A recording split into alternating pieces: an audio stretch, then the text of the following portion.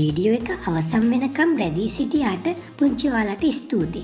මේ ආදර්ශ වාක්‍ය රචනාවේ අඩංගු කරුණු ඔබගේ මීළඟ මාගේ අනාගත බලාපොරොත්තුව ගැන රචනාව ලිවීමේදී උපකාර වේයයි මම හිතනවා.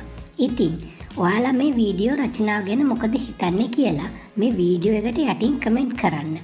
මේ වීඩියෝ එකට කැමති නම් ලයික් බටන් එක ඔබලා ලයික් කරන්නත් ඔයාගේ පුංචි යාළුවන්ට බලන්න ෂෙයා කරන්නත් අමතක කරන්න එපා. එසේ ලයිබ්‍රරි මගේ YouTube channel එක subscribe කරලා bell icon එක select කරන්නත් අමතක කරන්න එපා.